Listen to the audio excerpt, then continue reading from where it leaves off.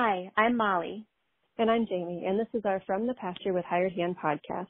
As the owners of Hired Hand website software, we've been developing websites and creating internet marketing strategies for livestock breeders for the past 10 years. The majority of our customers are involved in the breeding of registered animals, such as Texas Longhorns, Highland cattle, horses, and white-tailed deer, where the pedigrees are very important.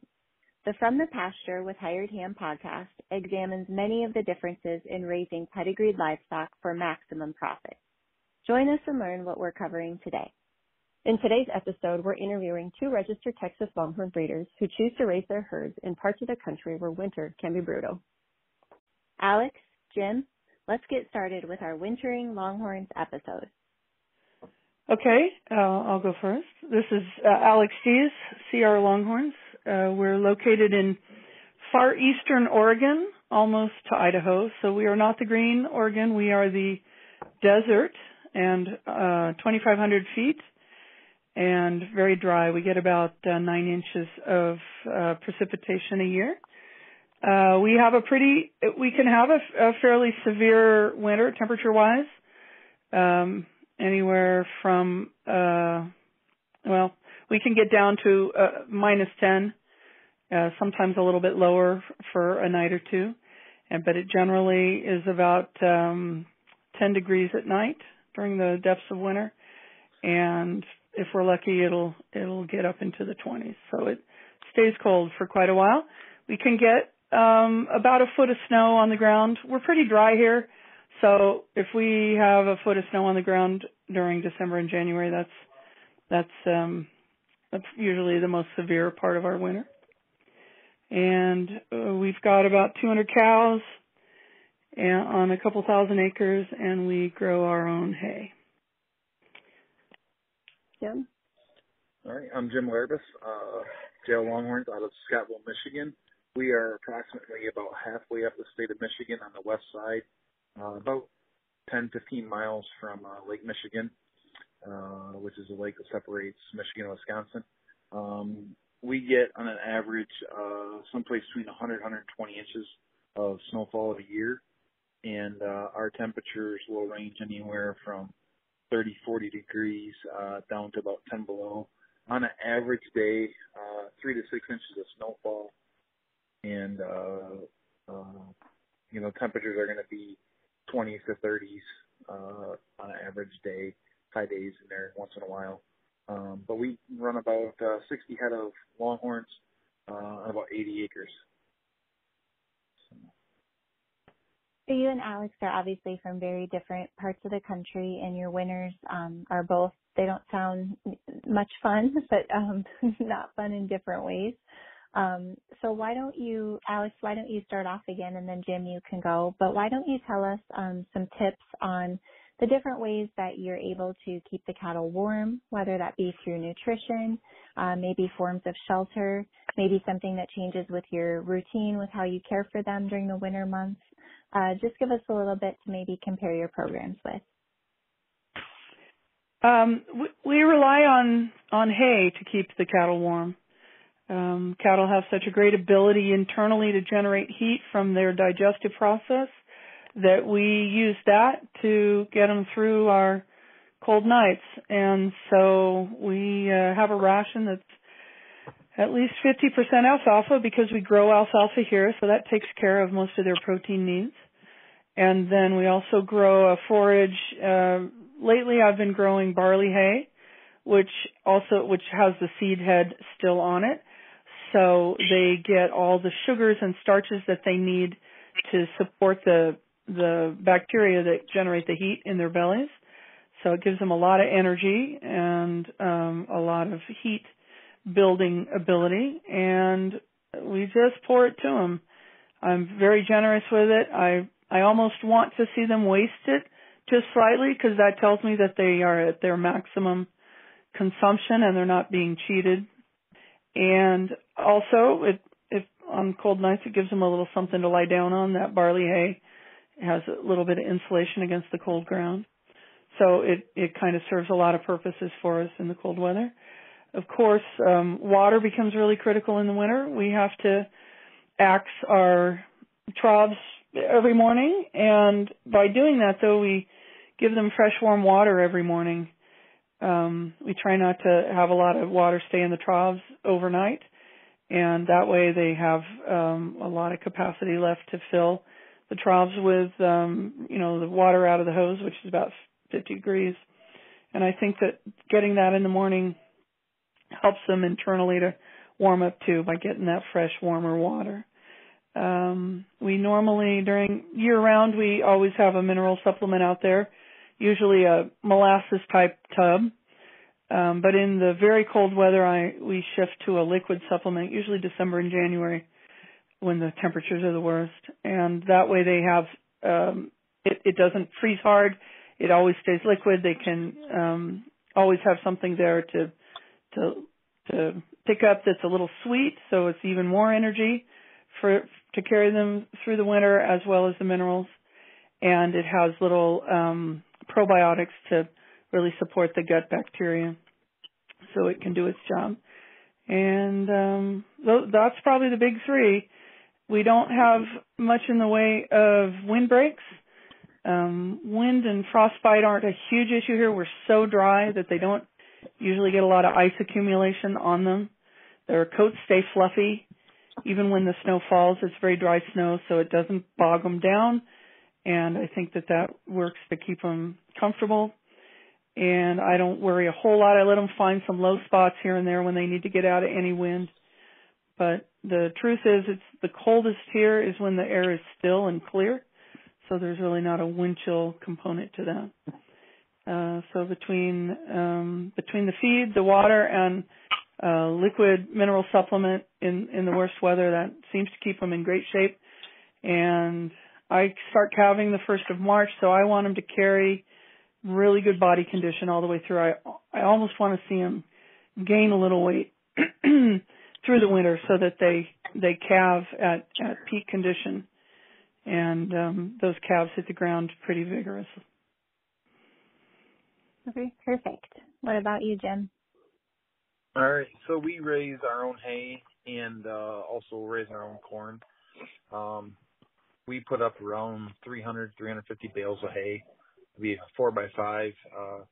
Try to get a high protein hay, and then we also take our corn and we will make corn silage.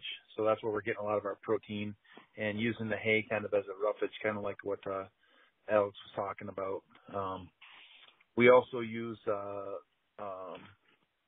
guess on the corn silage, going back to that, we use about 180 to 200 ton of corn silage a year, and that gives them a lot of protein. We also feed mineral all year long. We use Crystal X Energy molasses tubs, 22% protein, and those really tend to help keep the coat shiny. And the cows gain weight through the winter more than the summertime. And then as far as windbreaks and barns, we don't have a ton. We do bring them off the summer pastures and put them in more of our barnyard, which is protected by the woods. We have, I think there's 4 16 by 32 lean-tos that we use, and the cattle can get in those when they need to. But typically speaking, they won't go in there. They might stand behind them and let the wind get off of them.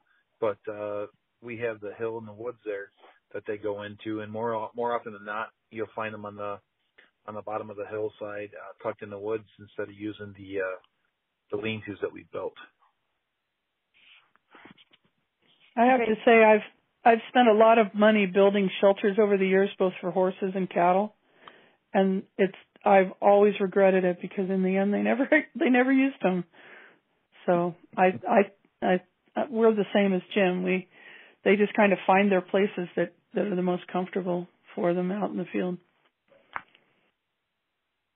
So, Jim, one question. Would you mind explaining what silage is for those people who may not know what silage is if they're used to using hay all the time?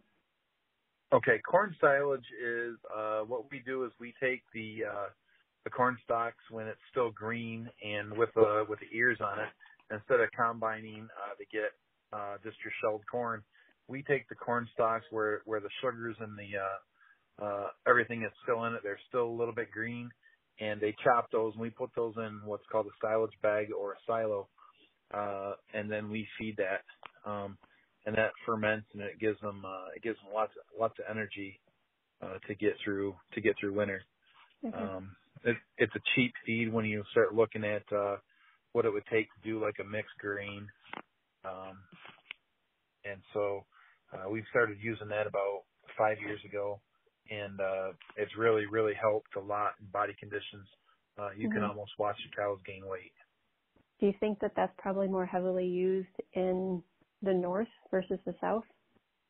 Yes, I've talked to for a lot of people that know, like Dick Lowe, Triple R Longhorns out of Horton, Michigan. He puts up a lot of corn silage. I know Mark Hubble does, Tom Smith does. You just really can't afford to give them the grain and the cost factor. The corn silage has so much protein that I mean they really do well on it. Okay. Good. So both of you said it sounds like neither one of you necessarily have buildings for the animals to go into. But Alex, it sounds like yours and your cattle will use the trees as kind of a windbreak. Is that something that you planted there to intentionally help with that, or that's just by default the tree, it works out? Yeah, we don't have many trees here. We have a lot of tall sagebrush. And if they go out in the sagebrush and lay down behind one of the little bunch of sagebrush, it offers a windbreak. We have a few creek areas that have some trees they get down in.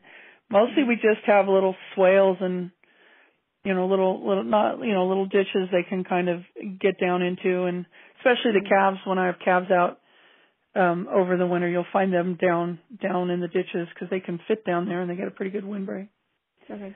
So I think I know that there's very different areas that do bring all their cattle into barns.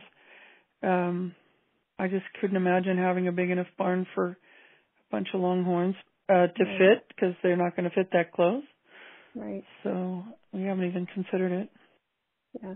And Jim, same with you. It sounds like you just use the natural windbreaks from the trees for wind in Michigan. Yeah, we've got about 80 acres here that the cattle are on, and we bring them off about I'm going to say probably about 60 acres of it, and there's a big hillside that they can go into in a barnyard, and then we clean that out every spring. But they can get down in there. We have our weaning pen. I have 2 nice lean-tos in there, and when we get the real cold nights, we'll use straw as a bedding agent to put down, and the calves will go in there and lay down in those. We've also used some calf hutches. People might be familiar with, if they're around dairy farms. A lot of dairy farms will use calf hutches.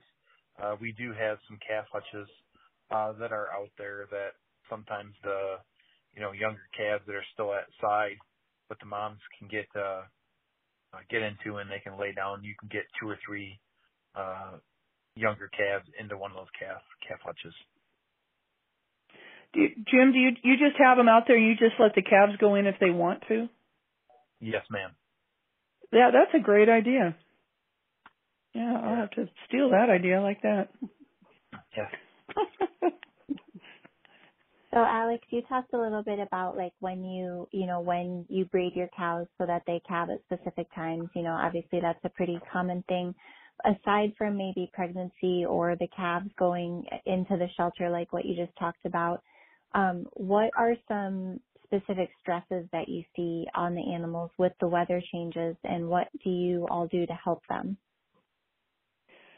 There is a moment where everything sort of changes over. It's when they're moving off the pasture grass and they're starting to get more heavily on the hay. And I never understood the concept of winter kill until I moved up to this country, because I'm originally from Southern California. But I have seen that there's a stress in that change.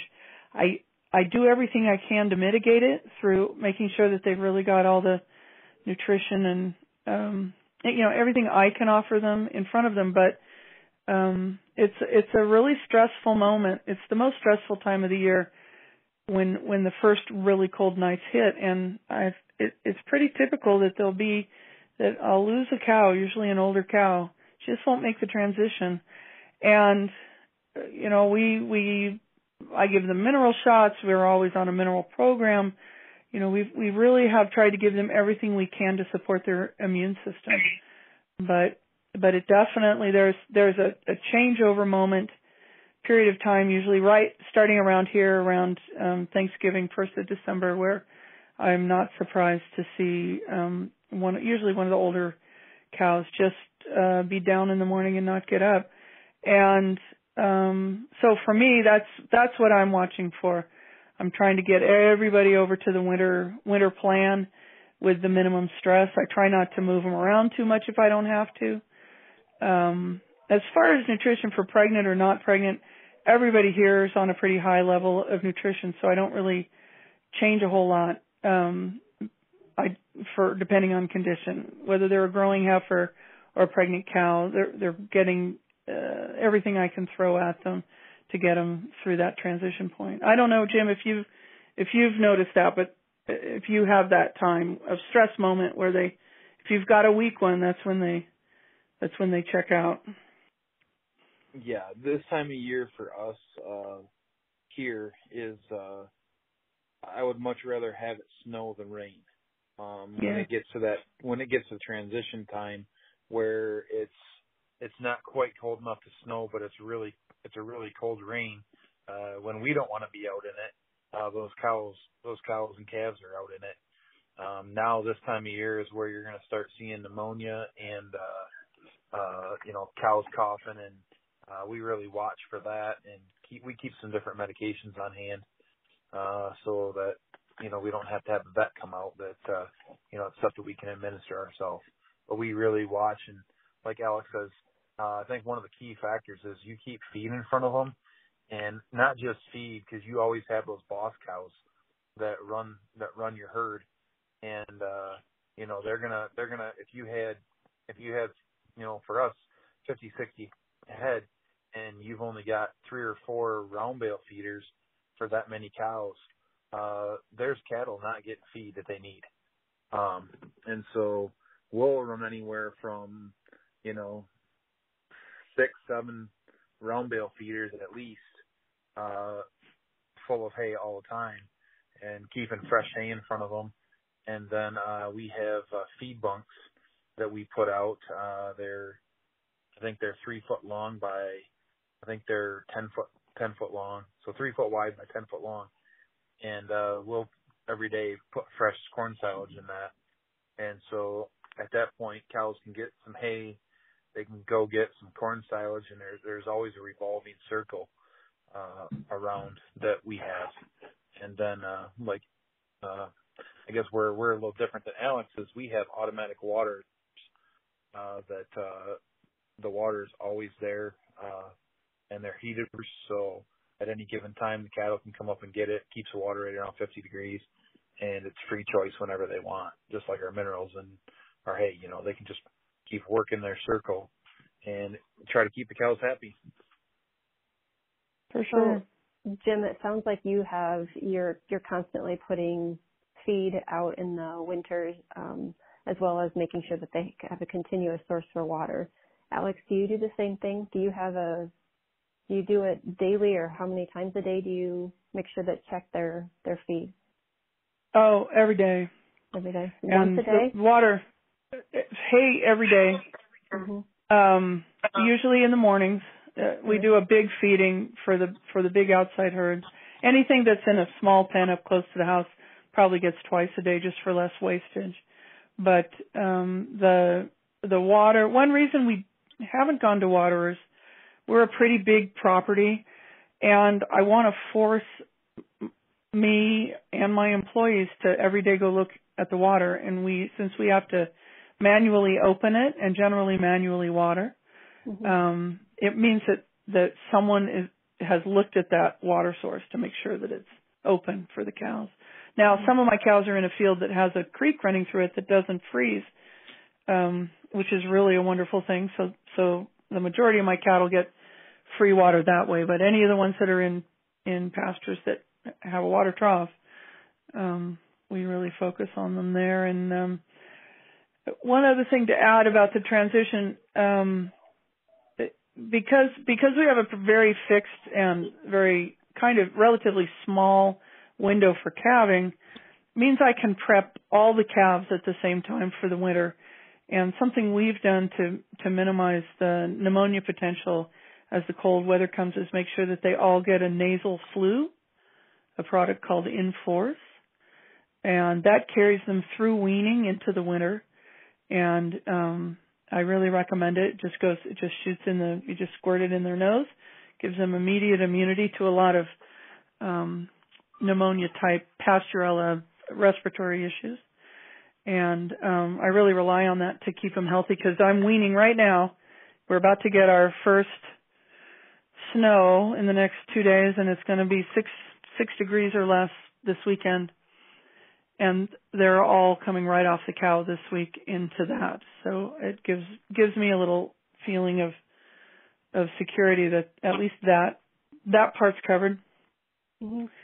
And I don't have, generally, knock on wood, we generally don't have any issues with pneumonia at weaning in the winter. And I think that product's a lot of the reason.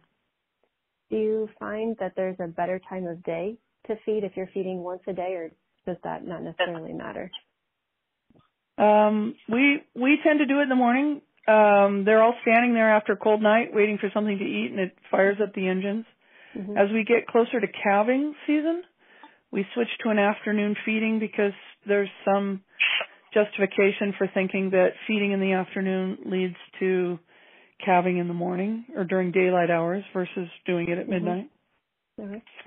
But for right now, after it's been a very cold night, I want to make sure they get something in their bellies as soon as the sun comes up. And I overfeed, so there's a lot on the ground. They're never starving. They always have something in front of them. So if they do want a meal at midnight, they can find some hay out there. Okay. But the fresh stuff comes in the morning. Okay. Jim, you said that you have your waters are heated. Is there a specific brand that you like that you prefer over the others? We've used some products called Pride of the Farm, and have recently switched over to Ritchie automatic waters, and they just seem to be a lot better water. So we've tried to switch over to those, and the Ritchies have just been a good water so far. Alex, I'd like to go back to something you mentioned when you were talking about, you said there was some justification to when you feed them based on when they might calve. Is that research you've done on your ranch? Is that an old wives' tale that people kind of go by? Tell us a little bit more about that. That's a good question. I know that I've read it in like Beef Magazine. Whether there was a lot of research to go with that, I can't remember, but I actually think there have been some university studies to see if there is a timing issue with feed. But I think they show that there's a certain percentage of response in the herd to changing the feeding time. Now, I have to say, given the fact that we do tend to overfeed during winter, they probably, from the cow's point of view, they've really got 24-hour hay in front of them. So I may not be getting the impact that other operations that operate a little tighter in terms of how much they feed per cow at what time. They might have different results, but I do that. It makes me feel like I'm contributing to better management because if they'll calve during daylight hours, even if it's really, really cold, and for Longhorn calves, I think anything under 20 degrees that they're calving in is pretty darn cold. Angus and Charolais and some of the European breeds seem to be a little bit more robust on the day of calving. They have a little more fat on those babies. Ours are pretty lean when they hit the ground, and so I really want to be able to see that calf within a couple hours in case there's any trouble and I got to bring them in and warm them up in the house. So if I'm pushing them into the daylight hours by that feeding program, then I'm going to try it, even if it's only helping me by 10 or 15%. Okay.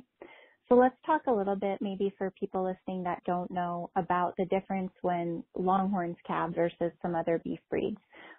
So I'm guessing that both of you have had to pull or assist with very few calves in your ranching history. Correct. I don't think I think I've had to manipulate one breech birth, and okay. that turned out fine. How about you, Jim? We have not had to assist in any calving as of yet. So, and I hope that continues. You know, Longhorns. Yeah. The Longhorns seem to just be such a small calf that they really don't have the birthing problems that some of your other breeds have. So I have assisted on dairy farms where I've worked in the past. I've helped pull calves, and it's not a fun job. But so far, the Longhorns have been real good. I think that if you, like for us, being such a small family farm, we see our cattle all the time, and I don't know how many calves that we've actually just watched being born, being that it's so close to the house.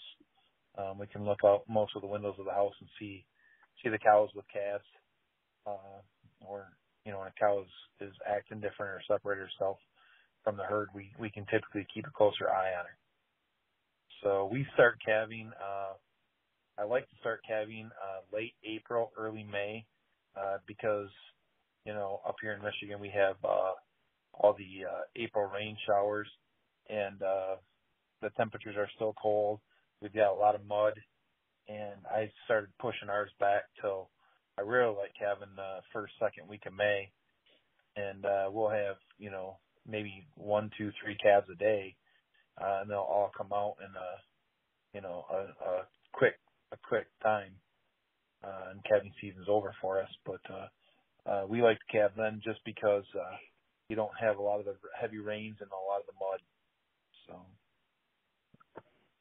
So let's talk a little bit about one thing you mentioned. You said that when you see a mama cow start to separate herself from the herd, you'll kind of keep an eye on her. So that's obviously one of the signs that maybe she's getting close to calving. Do you and Alex, either of you do anything special during the winter months for pregnant cattle if you happen to have one that maybe you bought that wasn't on your breeding schedule or anything like that? I try to avoid that. I'll be honest. If I go to a sale and I can tell that cow's going to calve in December or January, I'll probably not buy her, because that can be really brutal weather for us, temperature-wise mostly. Otherwise, if I have one that I think's going to calve off schedule, I've got one I'm looking at right now that I think's going to end up at the end of January. I just look at her every day and track her, and as she starts to get her bag going and stuff, I might still leave her out there. I don't really have a warmer place to put her since I don't have a calving barn, but I just keep a sharp eye, and if that calf, if it looks like she's about to calve, we'll really watch. I can watch from the house with binoculars and try and stay on top of it. And I've been amazed how, even though I think that it's pretty stressful for Longhorn calves under about 20 degrees, I certainly have had them born at 10 degrees, and especially, something I bought that I didn't know was going to calve, and I'll be darned, there it is in the morning, all fluffy and running around, and everything's fine. So I guess, what I didn't know didn't hurt me. But when I can predict it, it's just a matter of watching and supervising. And we live here with cows, so we can see them all the time. I can go out with a flashlight and make sure everything's okay if I have to. But the best thing is to plan for it not to happen. Best thing is to be really pretty strict about your breeding season, so that you know exactly when to start worrying or paying attention and when it's over. I think that's an aspect in the Longhorns that isn't given a lot of value in areas where the weather is pretty comfortable all year round. And I think it actually offers you a lot of information about the productivity of your cows and the fertility of your bulls. That's a great point. I would really agree with that. You really got to watch what animals you're buying at sales and when you're bringing them back. I think it was about a year and a half, 2 years ago, the Hudson Valentine sale. I ended up buying a heifer from John Marshall, and at the time of the sale said that she was open, and I just happened to one night be out putting out some hay, and it was 2 below, and went by the first time with her, and she was laying up by the hay, and noticed that she was in labor. I actually saw some feet as I went back by her the second time, and realized she was having a calf. So then we did keep a close eye on her, and we had her in the heifer pen, and the other heifers were so curious that they wouldn't let her do her mothering ability, and we ended up after about an hour and a half, 2 hours, the mom was just kind of real standoffish, and the other calves were messing with smelling her and pushing her around, and we ended up bringing her into the house that night and put her in the bathtub and got the calf warm, and we had a bottle of colostrum and we nursed her, fed her, and she drank the bottle, and we ended up bringing a cow into a barn and making a makeshift stall and hauling water and all that, just so that she could get a good chance to get some good food in her belly, and the mom took her back the next morning. So I think it's real critical to really watch your herd. I mean, nobody else is going to do it for you as good as you are when it's your cattle. Yeah. So you just got to keep an eye on them. So really watch when they're fed.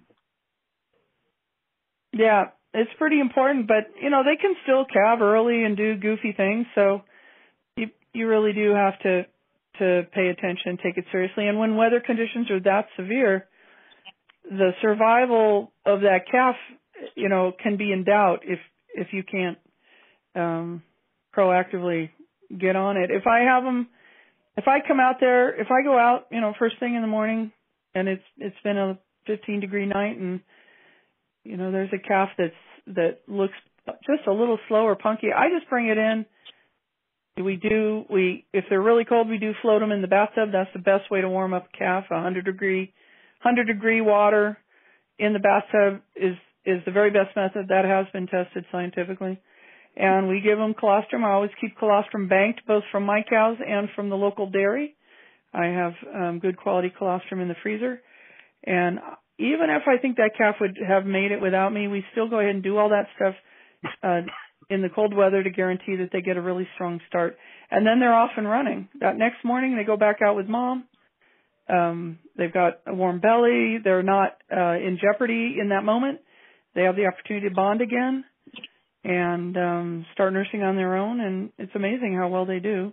But they need that little kickstart in those cold conditions. You just can't walk away. You have to respond. Love what you're hearing? Be sure to check out our Pickup Truck Confessions.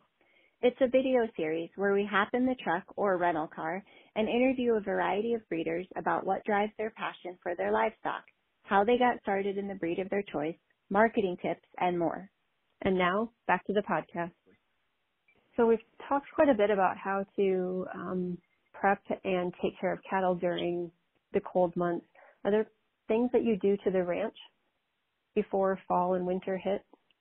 Just make sure that we have heaters on in all our wells. Mm-hmm. Everywhere that the important water supply places all have a heater, because we all have well houses, insulated well houses here. Mm-hmm. I think otherwise the systems run the same. Okay. Jim, how about you? We just make sure that we've got everything pushed back, because we get a lot of snow We make sure that we've got good access to hay on a daily basis. You know, we've got to plow snow and remove snow, blow snow. Make sure that all of our waters are. Make sure the heaters are all working in the waters, testing those. You know, really try to prep our place for winter. I guess would just make sure that we have all of our feed lined up. Okay. And making sure, like Alex says, we always keep colostrum on hand, and make sure that we have, you know, some of the basic meds that you might need if you've got a sick cow or a sick calf, and you know, I guess basically just make sure that we're around and try not to go away when we know it's going to be the winter months. Mm-hmm. Yeah. Another question about the colostrum. Is that something, where do you purchase that? And does it matter if it's from a Longhorn? Can it be from another breed as well? I don't think it's breed specific. It should be area specific, frankly. Okay. The very best colostrum would be what you could get off your own cows. Like I always have a couple of Jersey cows around in case I have an orphan or something. Mm-hmm. And so they just run with my herd, get bred with Longhorn bulls. And if my timing's good and I can get colostrum out of them right after they calve, then I know that colostrum is absolutely specific to the bugs on this property. Okay. That's the first choice. Second choice is I go to a local Jersey dairy that's about a half hour away, and they sell a good quality colostrum by the gallon. You just have to make sure they have some, but usually they have it. And I can I buy it in big jugs, and then I break it down into like 2-quart baggies. I double bag it in my freezer. Okay. And that's a pretty good dose for a newborn baby Longhorn. Mm-hmm. And so I usually have, 5 or 6 of those bags, and you cannot microwave colostrum. It'll destroy it, so you must float it in warm water, and then float it up to temperature, as like regular mama's milk temperature if you can, at 90 degrees or something. Mm-hmm. And then try and give it to them. Either tube it if they're really young and weak, or if they'll nurse, let them suck it out of a bottle. Mm-hmm. But there are also dried colostrum products. That would be my third choice, but it's better than nothing. And that would be because it's not really area specific or bug specific to my part of the world necessarily. But there are some good ones, and if you go to your local cow vet or look online, you can find some that are actual real colostrum, not just milk, but intended as the first milk for the calf, because they must have colostrum to hit their stomach before anything else. So it's really critical in that first 12 to 24 hours.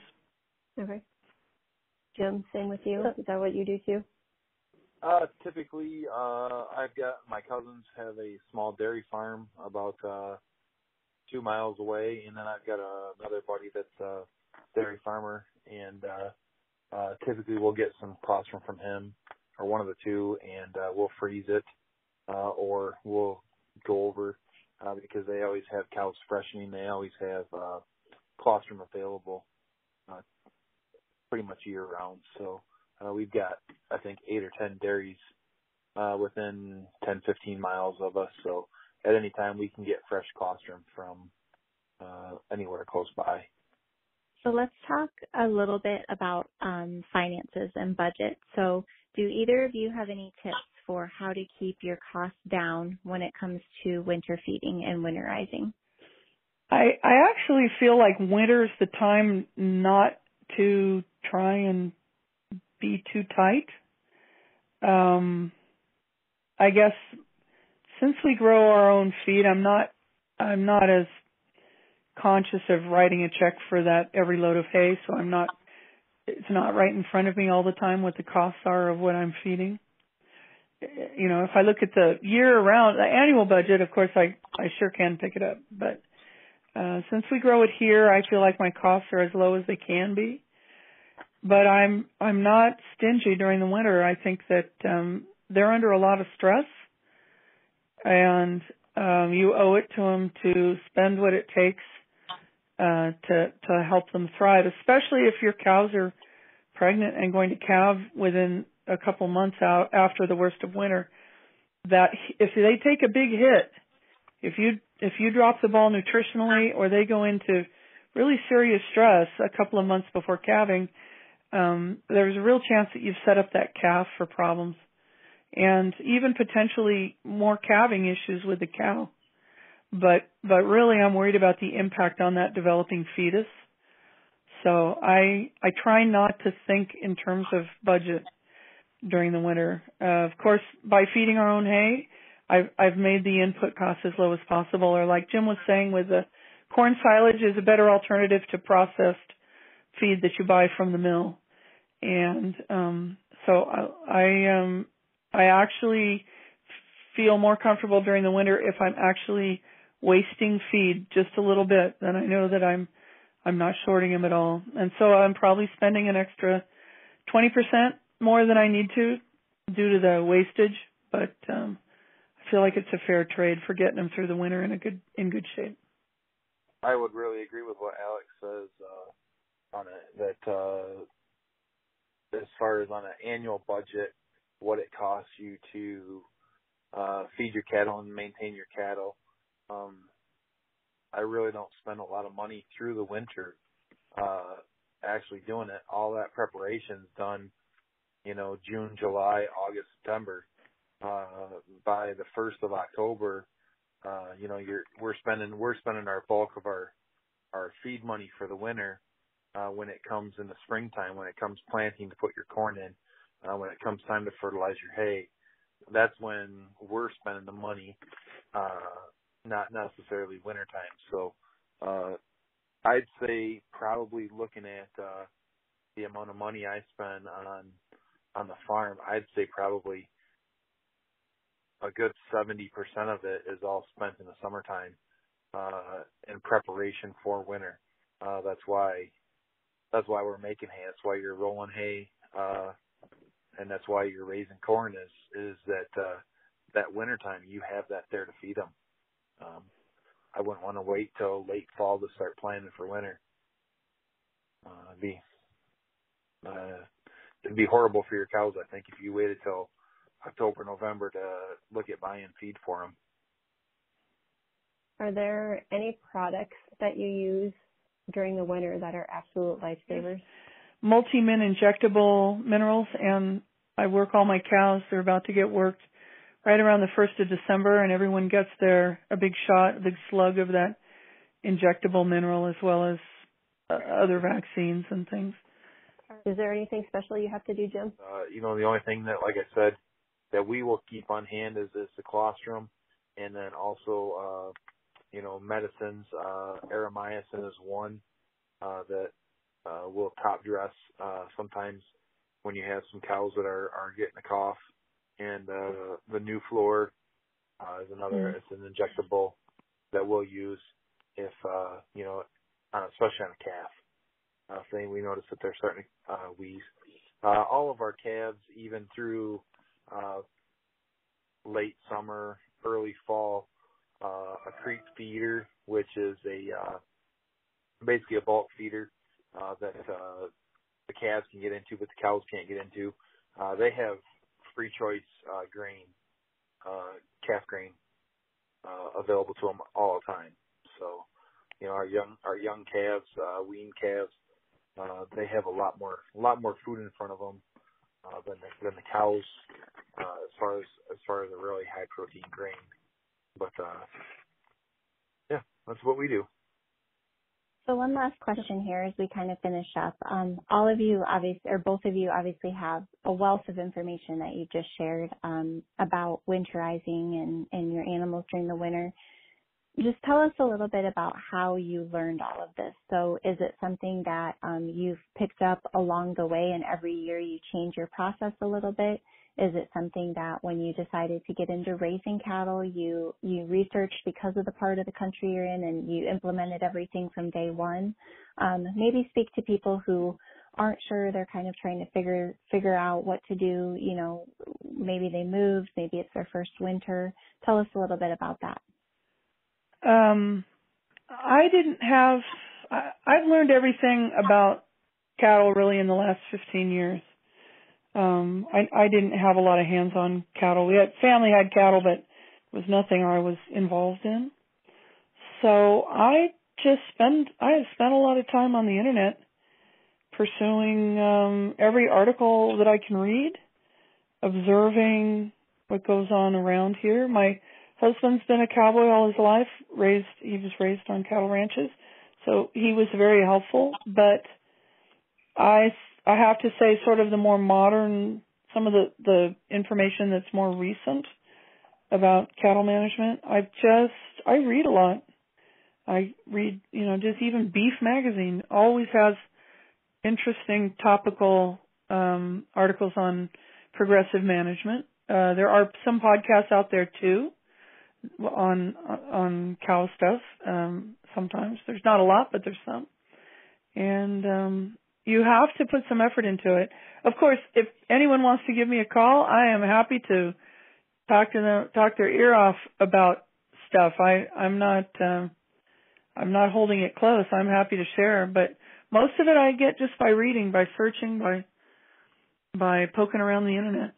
And if I can talk to someone who knows more than me, I'll ask questions.